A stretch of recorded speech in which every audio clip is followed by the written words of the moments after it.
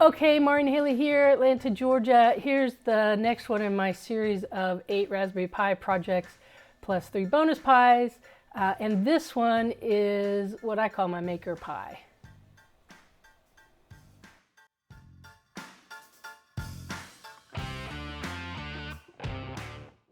Okay, hey, this is my MakerPi 3000. Not really. This is a total reproduction of Michael Clement's Raspberry Pi 4 desktop case. And if you haven't watched his video, I'll put a link below. You should watch it. I read his blog post too. Watch the video again.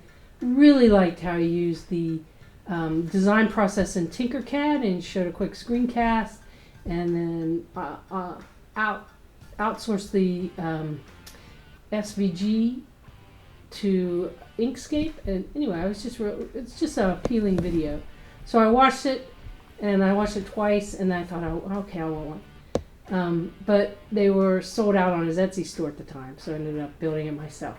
My motivation for this is that I created this little maker station over here that I thought I would get some of my makery off of my main desk, hopefully reduce the amount of hot glue blobs and solder balls that get on my important documents.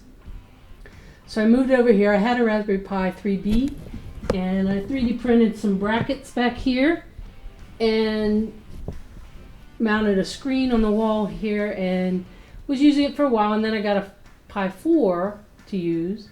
And when I saw Michael's case, I thought, I already have a Pi 4, and I downloaded his case, threw it into Tinkercad, put a little hole in the back so the SD card was accessible, and thought, well, I really just need to order the ice tower and the OLED screen.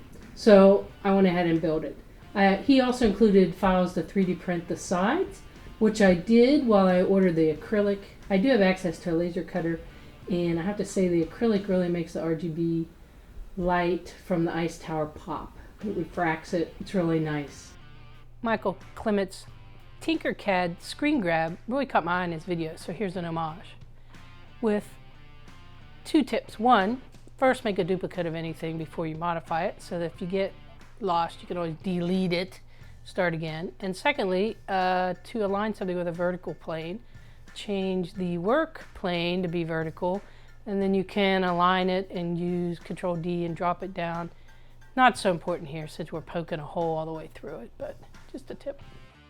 I liked was they include this OLED screen that has a little file that shows the IP address, which is important for someone who has too many Raspberry Pis on their network. When I uploaded it though, and he used the code from Adafruit and modified it, but when I uploaded it, it kept showing the MAC address, so I had to actually do some coding and modify the regular expression, and learned that although I've always hated regular expressions because I thought they were arrogant and elitist secret code within code, I actually found that I don't like them because I don't use them. And every time I go to use them, I have to relearn how to do it. But I did it, and so now I have it. And this is a desktop case. It's that's the title for it, but I wanted to mount it on the wall, so I found a bracket in Thingiverse, laid it on the side and increased the Z-axis. Put a hole in it because I can do that pretty well in Tinkercad. Put holes in things so that the screwdriver could access the back hole.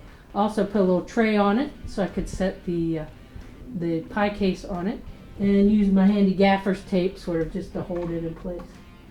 And I like it. Right now it doesn't have much torque on it. I'm using a Bluetooth keyboard, an old Kano keyboard, and with a little Bluetooth dongle. So only the power and the monitor wires are torquing on it, and it's pretty steady. But anyway, thanks Michael. This is a great build. I hope you guys take a look at his blog too.